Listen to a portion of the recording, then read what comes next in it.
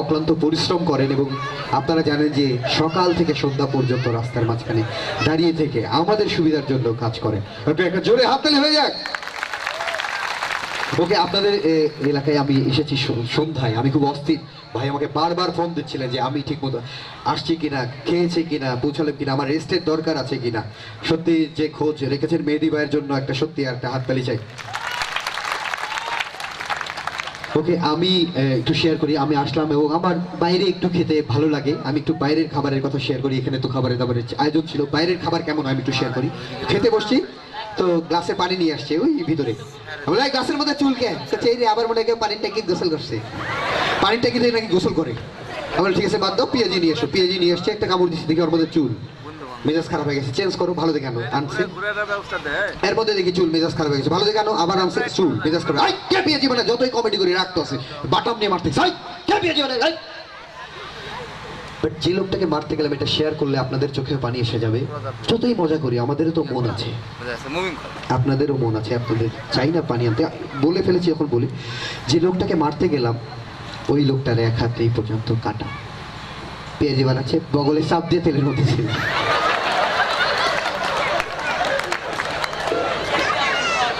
আপনাদেরকে পেঁয়াজি খাওয়ানো হবে, মেহেদী ভাই খাওয়ানো হবে তো, প্রোগ্রাম শেষ। ওকে, তো হাসছেন তো ভাই, আমার মেজাজ খারাপ হয়ে গেছে। আপনি পেঁয়াজি বানাচ্ছেন এরকম ভাবে, বগলে চাপ দিয়ে সব লোম যাচ্ছে, বেরোন একদম বেরোন। লোকটা বের হয়ে চলে গেছে। এবার লোকটা ভাবলো যে শালা আমি একটা ঘরের মধ্যে কাজ করছিলাম, আমাকে রনি বের করে দিল। তো লোকটা ভাবলো টাওয়ারের উপর থেকে লাফ দিয়ে আত্মহত্যা করবে। তো এবার আমি ভাবলাম যে আমার কারণে লোকটা লাফ দিয়ে আত্মহত্যা করবে, তো এবার আমি তো কেসে ফেসে যাব। তো ভাবলাম যে পুলিশে খবর দিই। সরি ভাই, এখানে পুলিশের অনেকে আছে, আমি এটা বলছি না, অন্য বলা যাবে। আমি নিরাপদে ফিরতে পারবো তো? শিওর বলেন মেহেদী ভাই, শিওর? ওকে, সাহস করে বলে ফেললাম। বস একটু দেখবেন, ভাইয়া রাসেল ভাইয়া। হ্যাঁ শিওর। ওহো সরি বস, আপনি এখানে আছেন। আমি না আপনাকে চলে যেতে দেখলাম স্যার, আমি আপনাকে যেতে দেখছিলাম বলে সাহস করে বললাম। অসুবিধা না স্যার, বেনজির স্যারের পারমিশন আছে, শেয়ার করি। ওকে, তো এবার লোকটা লাফ দিয়ে আত্মহত্যা করবে, আমি ভাবলো যে ভাইদের খবর দিই। তো একদল পুলিশ আসছে, খবরদার লাফ দিয়ে আত্মহত্যা করার চেষ্টা করলে গুলি করে মারবো। না সরি স্যার, আমি পুলিশ র্যাব, আমি কাউকে ভয় পাই না। আমি বেনজির স্যারের সামনে র্যাবের প্রোগ্রামে আমি বলেছি যে আমি পুলিশ র্যাব ভয় পাই না, আমি ভয় পাই আনসারদের। সিরিয়াস, কারণ আনসাররা যারে গুলি করে তার পাশের জন্য লাগে। তো যাই হোক, এইবার সেই লোক অনেক পরে লাফ দিয়ে আত্মহত্যা করবে, সবাই চলে গেছে। বাট নিচে দেখে লাফ দিবে, এমন সময় দেখে নিচে এক লোকের দুই হাত না, সে নাচতেছে। তো ও বলছে শালা আমার এক হাত লাফ দিয়ে আত্মহত্যা করছে, ওর তো দুই হাত নাচতেছে, নেমে আসছে অনেক কষ্টে। আমার এক হাত লাফ দিয়ে আত্মহত্যা করছে, তোর দুই হাত নাচতেছিস কেন? বলে নাচতেছি, আমার তো পিঠ চুলকাচ্ছে, চুলকাতে পারতেছি না।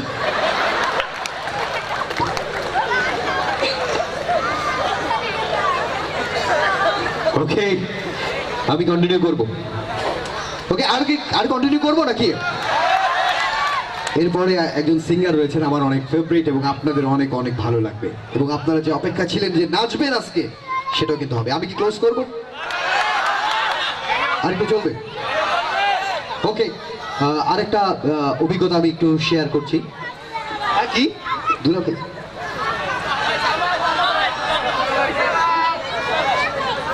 হ্যাঁ হ্যাঁ, ওকে ওকে ঠিক, ওকে হ্যাঁ, না না অত দুষ্টুমি করা যাবে। ওকে, আমি একটু শেয়ার করতে চাই। ওকে, আপনারা দেখেছেন, একটু অন্যরকম একটা কিছু শেয়ার করতে চাই, আমার ইচ্ছা করছে আপনাদের বলতে। টাইটানিক ছবিটা দেখেছেন তো নিশ্চয়ই সবাই? হ্যাঁ, ওকে, টাইটানিক জাহাজটা, এটা আমেরিকার একটা জাহাজ। এই জাহাজটা ডুবে যাওয়ার কারণে অনেক লোক মারা যায়, এবং আমেরিকানরা তাদের শোক প্রকাশ করে কিভাবে? আমেরিকানরা কান্নাকাটি করে এভাবে।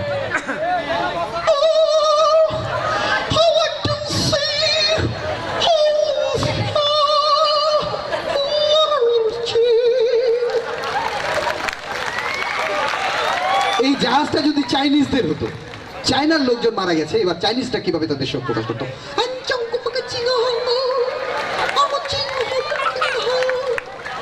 যদি এটা সৌদি আরবের জাহাজ হতো, আরব সাগরে ডুবে গেছে, এবার ওরা কান্নাকাটি করতো কিভাবে? আর রক্ত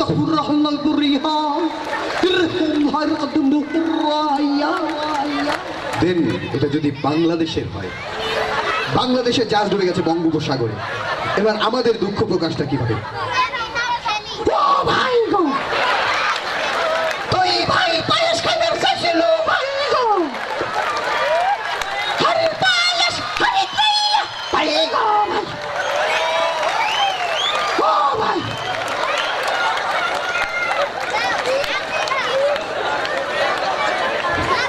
ওকে, থ্যাংক ইউ। সত্যি মানে ভালো ভালো ভালো, এখানে সবাই হাসছেন, বাট আমি দু একজনকে দেখতে পাচ্ছি হাসতে হাসতে একটু গড়িয়ে পড়ছেন, অনেকে মেয়েদের কোলে গড়িয়ে পড়ছেন, নিজের বউ না মানুষের। ওকে ওকে, একটু একটু একটু ফর্মালি আসি। এখানে কে কে বউ নিয়ে আসছেন একটু হাত তোলেন, সবাই দেখছে কিন্তু, 1 2 3 4 5 6 7 8 9 10। ভাইয়া ভাইয়া ভাইয়া সবাই রাসেল, কে কে বউ নিয়ে আসছেন? 15 25 26 27 32 37 37। ওকে, হাত নামান হাত নামান। ওকে, হাত নামান। কে কে নিজের বউ নিয়ে আসছেন হাত তুলেন এবার। আমার দোষটা হাত কম এবার, সিরিয়াস, এটা আমার দোষ দিয়ে না ভাইজান, ঠিক আছে? হাত কিন্তু এবার অনেক কম। তো ঠিক আছে, আমি এখনকার মতো শেষ করি নাকি? হ্যাঁ, কি বুঝি? ওকে, আমি একটু শেয়ার করি, বাচ্চাদের কথা বলছিলাম, ইয়াং জেনারেশনকার এখন কেমন একটু শেয়ার করি। এখানে অনেক সবাই কাজ করছে এবং এখানে ভলেন্টিয়ার হিসেবে কাজ করছে, এরা অনেক ভালো এবং সবার টেক কেয়ার করছে, সবাইকে খাওয়া ঠিক মতো আছে কিনা গেস্টরা, এরা টেক কেয়ার করছে। বাট এখনকার জেনারেশন ছেলেপেলেরা কেমন একটু শেয়ার করি। এদের দেখবেন যে এই আপনাদের চোখের আড়ালে গেলে দেখবেন এদের চেহারা অন্যরকম, এদের প্যান্ট এবং টি শার্টের মাঝখানে একটা গ্যাপ থাকে, থাকে কিনা? এটাকে বলে জেনারেশন গ্যাপ। তো একটা ছেলে এরকম প্যান্ট নেমে গেছে, বারবার টেনে টেনে তুলবে, তোর আব্বা বলছে তোর প্যান্ট এরকম বারবার নেমে যায়, টেনে টেনে তুলে, সেটা দেখতে খুব খারাপ লাগে। না তুললে আরো খারাপ লাগে। আমি ঢাকায় থাকি, তো ওখানকার একটু অভিজ্ঞতা শেয়ার করি। ওখানে বসুন্ধরা মার্কেটে আমি দেখলাম যে মেয়েরা ছোট ছোট ড্রেস পরে ঘুরতেছে, তো আমি একটু রাগ করলাম, গ্রাম থেকে গেছি আমি, এই মেয়ে তুমি এরকম ছোট ছোট ড্রেস পরে ঘুরতেছো, আর তোমার বাড়ির লোক জানে, তারা তোমার আম্মুকে বলে দেবো, তারপর তোমার কি অবস্থা তুমি দেখো। বলছি খবরদার আম্মুকে বলবেন না। আমি কেন? বলছে আবার আম্মু যদি জানে আমি উনার ড্রেস পরে বেরিয়েছি তাহলে আমার খবর আছে।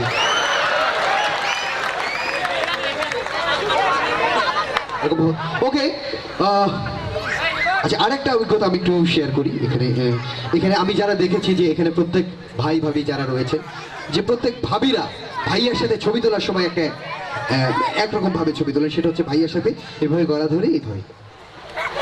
ভাবির ফেসটা এরকম, ছবি অ্যালবাম খুঁজে দেখবেন ভাইয়ার ফেসটা এরকম। বিয়ে করে কাজের কাজটা তো ভাবি করে ফেলছে ভাইয়ার অবস্থায়।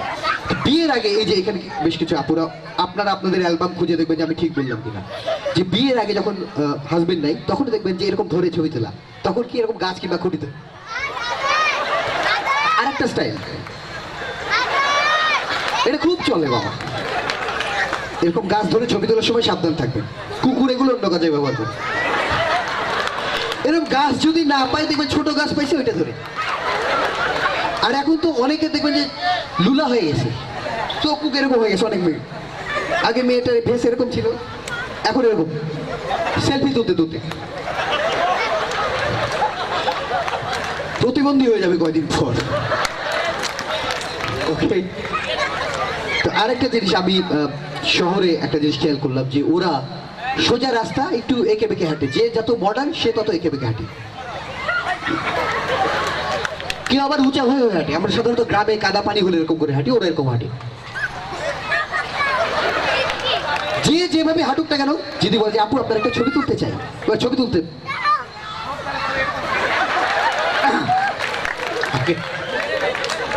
ওকে, আপনাদের একটু শিখিয়ে দিই, আপনাদের মডার্ন হতে হবে, স্টাইলিশ হতে হবে। কেউ ছবি তুলতে চাইলে জাস্ট এরকম সোজা হয়ে তাকাবেন না, এই যে আপনাদেরও বলছি, জাস্ট এই যে আপনি আমার দিকে তাকান, হ্যাঁ আমার একটা ছবি তোলেন, হ্যাঁ যদি আমি মডার্ন হতে চাই, হ্যাঁ ছবি তুলবেন তো, ওকে।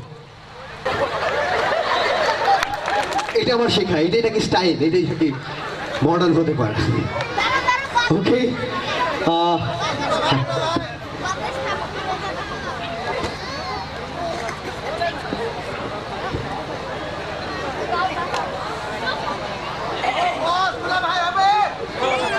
ওকে, গুড গুড গুড।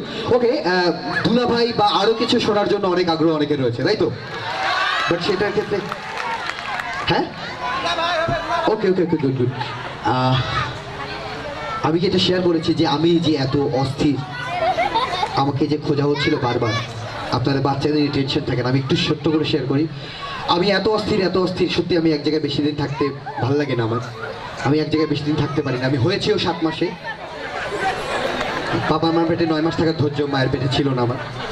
বাট এই যে 7 মাসে হলাম, এর জন্য ফুল ক্রেডিট আমার মায়ের না, কোনো ডাক্তারের না, ফুল ক্রেডিট ডাকাতে। আমাদের এলাকায় ডাকাত পড়েছিল, আমার মা তখন প্রেগনেন্ট। তো আবার এক ডাকাত আমার মারে চাকু ধরে বলছে, যা আছে তাড়াতাড়ি বের কর। আমার মা আমারে বের করে দিয়েছিল। সেই আমি না, আমাকে অনেক স্মার্ট লাগছে আমি জানি। এটা আমি পড়ি, এটা আমার নতুন ব্লেজার, 2 বছর আগে কেনা। না এটা সত্যি, সব প্রোগ্রামে আমি এটা ইউজ করি। এটা যেন তেন না, এটা হচ্ছে আমার আঙ্কেল গিয়েছিল সিঙ্গাপুরে। না সিঙ্গাপুর থেকে কেনা না, সিঙ্গাপুর থেকে দুবাই গিয়েছিলেন এবং তারপর যান আমেরিকা, এবং সেখান থেকে বাংলাদেশে এসে গুলিস্তান থেকে কিনে দিয়েছিলেন। আমাকে দারুণ লাগছে আমি জানি। ওকে, তো সবাই তাহলে আমি গানের পরে আবার আসি নাকি না? ওকে, অনেকে হাসতে হাসতে একটু ওকে ওকে গান হবে। ওকে, আমি এখন 2 লাইন গাচ্ছি, বাট ওকে আমি একটু শেয়ার করি। আমি গান গাই না সাধারণত, কারণ আমার গানের ওস্তাদজি বলছে যে রনি এমন করে গান করবি যেন গান দিয়ে দর্শককে আটকে রাখতে পারিস। একটা মঞ্চে গান গাওয়ার পর দর্শকটা আমাকে বেঁধে রাখছিল, এবং আরেকটা মঞ্চে গান গাইলাম, গান গাওয়ার পর দেখি 2 জন লোক বসে আছে, সবাই চলে গেছে। আমি বললাম, আসেন বুকে আসেন, আপনার আমার আসল ভক্ত। বলছে আমরা মাইকেল লোক, আমি গান করবো না, আমার অনেক ফেভারিট সিঙ্গার আসবে। আমি ওকে 2 লাইন গাই দিই। হাওয়ার ওপর চলে গাড়ি, হাওয়ার ওপর চলে গাড়ি, লাগে না পেট্রোল ডিজেল, মানুষ একটা 2 চাকার সাইকেল। হাওয়ার ওপর চলে গাড়ি, হাওয়ার ওপর চলে গাড়ি, লাগে না পেট্রোল ডিজেল, মানুষ একটা 2 চাকার সাইকেল। কি চমৎকার গাড়ির মডেল গো, চমৎকার গাড়ির মডেল, মানুষ একটা 2 চাকার সাইকেল। 2 চাকায় করেছে খাড়া, জায়গায় স্ক্রু মারা, 72,000 স্ক্রু দিয়া এই সাইকেল গড়া। চিন্তা করে দেখ না একবার, 206টা হয় এক্সেল, মানুষ একটা 2 চাকার সাইকেল। ওকে, আবার আসতে হবে আমি জানি। ওকে, আপনারা থাকবেন এবং আমার জন্য দোয়া করবেন। আবার দেখা